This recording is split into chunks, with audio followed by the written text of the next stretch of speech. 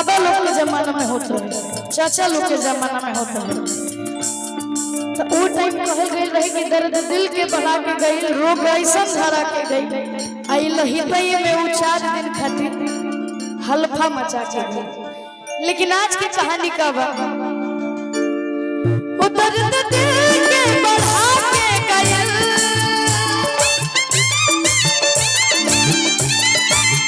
ध्यान से सुनो विष्णु बाबा, बहुत खर्चा करा के गई,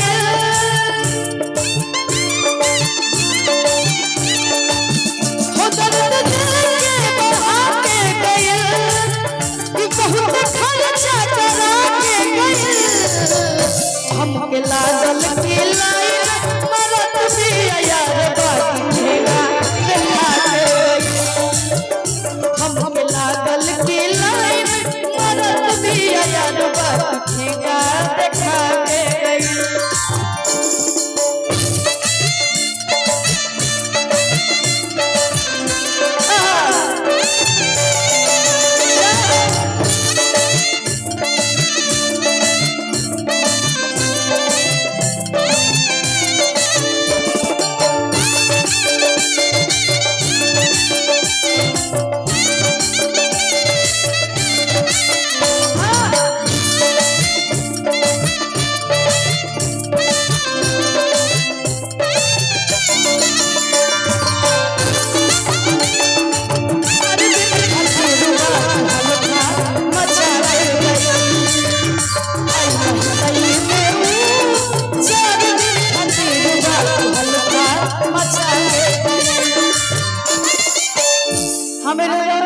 नौजवान भाई लोग बड़े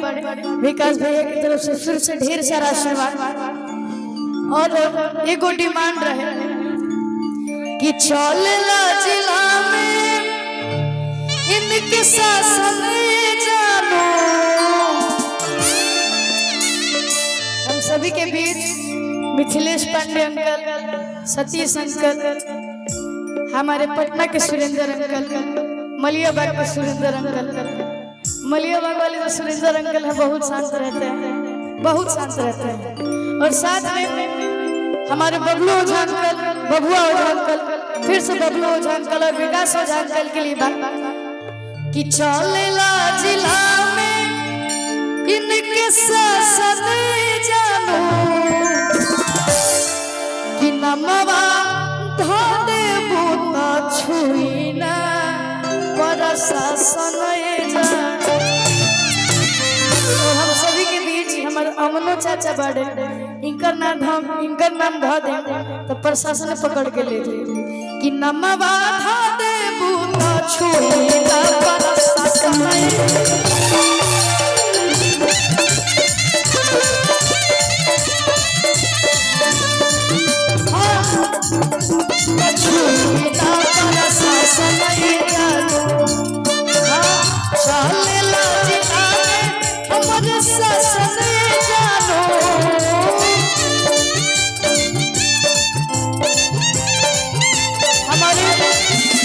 चाचा जी की तरफ से ढेर सारा आशीर्वाद।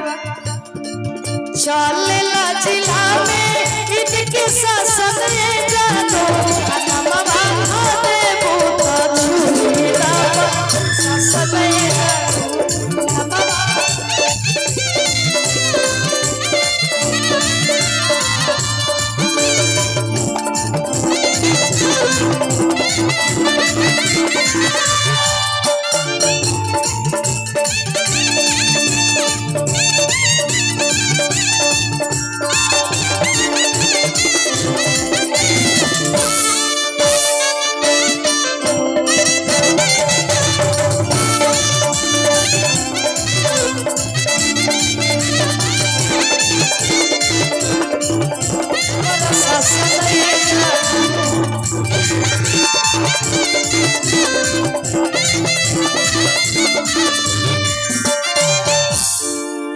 हमारे अशोक भैया की तरफ से ढेर सारा इनाम आया है कि अरे जब से सिपाही से, कि जब से सिपाही से भइले थानेदार हो, नथुनिए बगोली मारे राजा जी हमार हो नथुनिए बगोली कि नथुनिए बगोली मारे राजा जी हमार हो नथुनिए बगोली मारे राजा जी हमार हो जब से सिपाही से पहले थानेदार हो नथुनिए बगोली राजा जी हमार हो नथुनिए बगोली राजा जी हमार हो नथुनिए बगोली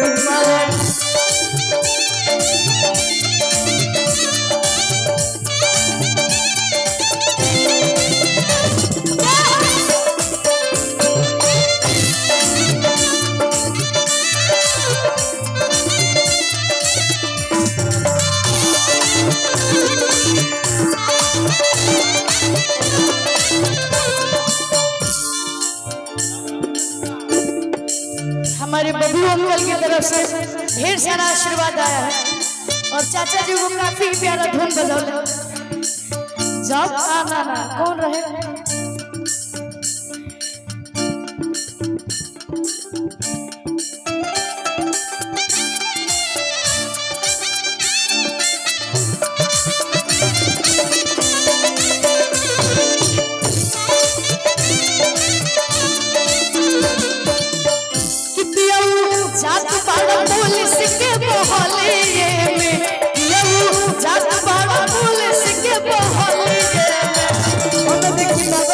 नाच के बा नाच के जमीन तोड़ दिया कि पिया जात बाड़ पुलिस के बहलिए में तू छौले ले ललकी रुपलिए में छौले ले ललकी रुपलिए पिया जात बाड़ पुलिस के बहलिए पिया जात बाड़ पुलिस के बहलिए में तू छौले ले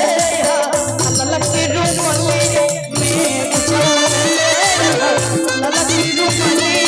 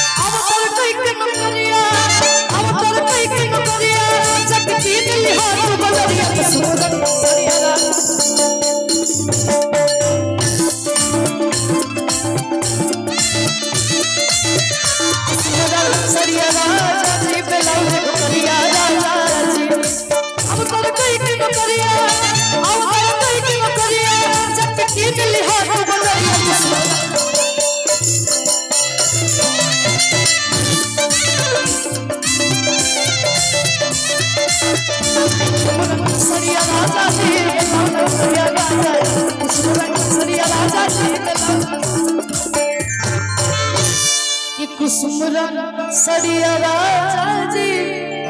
ब्लाउज को करिया राजा जी। हम सभी के बीच पंकज बसुधरी चाचा जी बैठल बड़े उनका तरफ से वो फरमाइश बा जोन हमार मुर्गी वायरल भइल रहे कि सैया जाड़ा में ये सैया जाड़ा में गवना करैती रजाइले खा काम आईती कि काम आईती सैया कि काम आईती हो मफलर बन गई मैंने कुछ दिखाइए नहीं खाई कि काम आईती सैया कि काम आईती अरे भैया कैसे कि कबरी में रतिया बिताईती रजाइले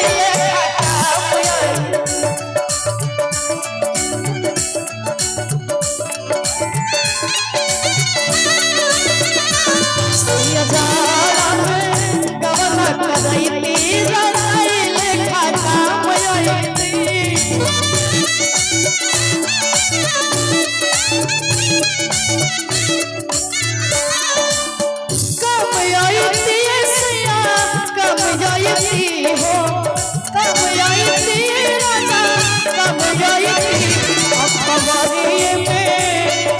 अखबारी में धई के सुसैती राजा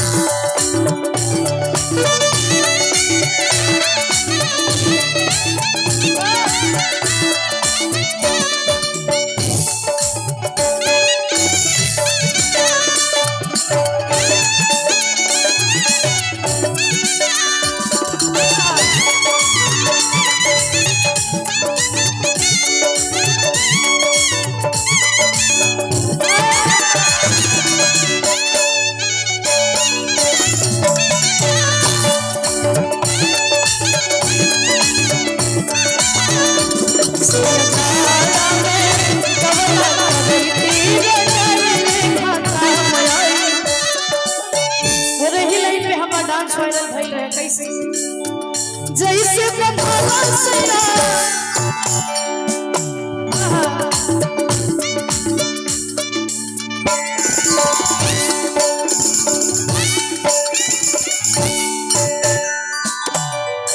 यही पे हमार मुर्गी वायरल भइल रहे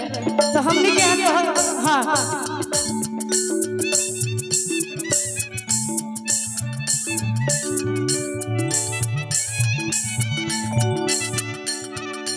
हमारे पंकज बसुधरी चाचा जी की तरफ से हजारों हजार का इनाम बा और हम चाहता नहीं हमने के यहाँ कहल जाला कि लेडीज फर्स्ट तो पहले रउआ लोग करी जा लास्ट में हम मन हम करब जैसे बंधावा सैया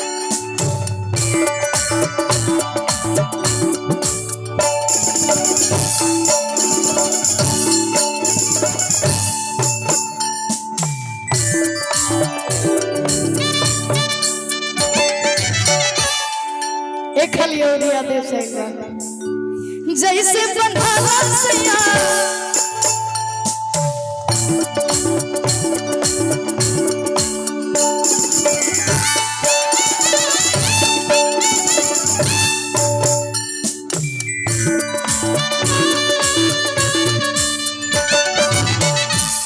अब रउआ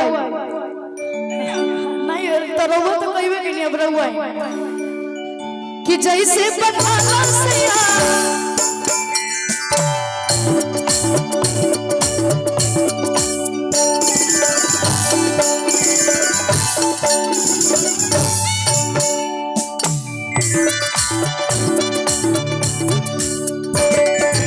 के बढ़िया लगल है एक बार और अच्छा हम करी अच्छा ठीक ठीक आवे के बा भैया कि जैसे बंधावा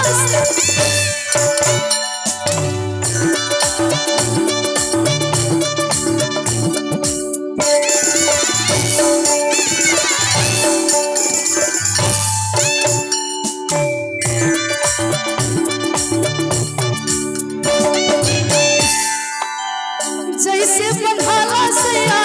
नारियल के रसारी सही फसैती तगरी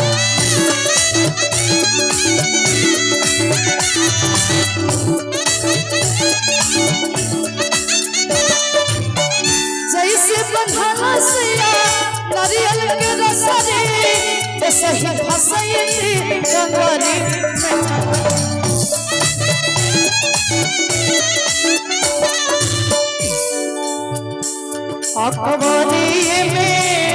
अखबारी में धई के सुसैती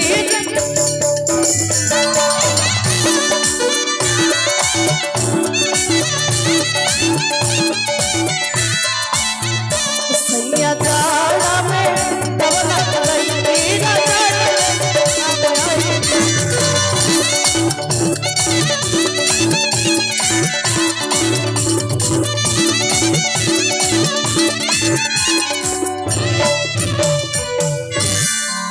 सैया जाड़ा में गवना करैती रजाई लेखा काम आईती हम चाहता नहीं एक लास्ट कहे किया काफी सारा कलाकार आई कैसे कहे के कि प्यार में फसाई कन्फ्यूज करली कि प्यार में फसाई कन्फ्यूज करली देख के लड़ना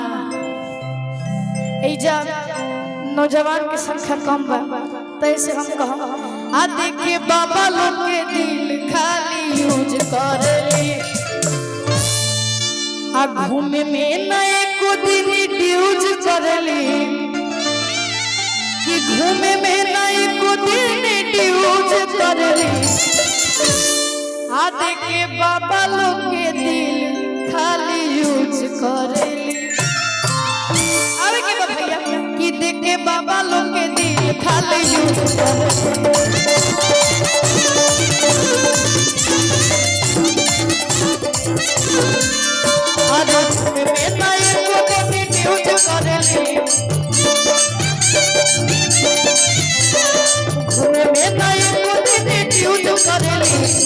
भैया लोग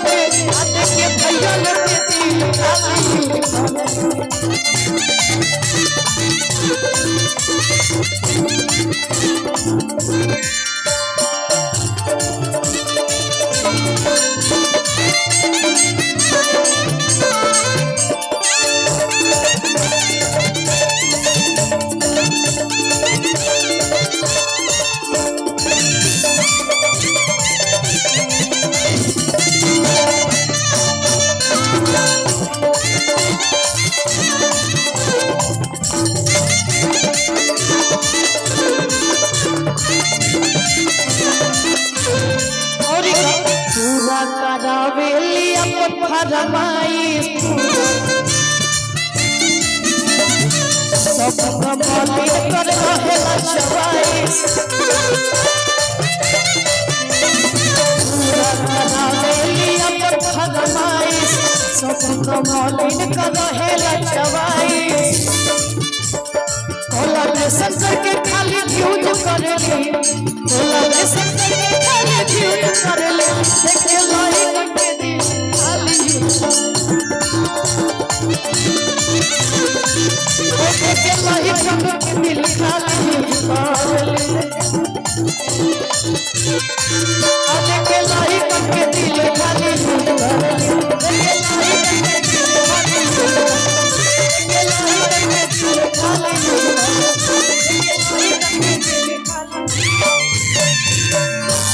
आप सभी के बहुत सारा आशीर्वाद मिलल और हमारा कार्यक्रम अच्छा लगल तो एक बार जोरदार ताली बजा के अपना आशीर्वाद दे दीजिए। बहुत बढ़िया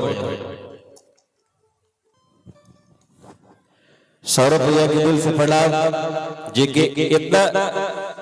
तेज प्रताप बेटा कहल जी के पैदा के लिए बनी आप दिल से आपका अभिनंदन।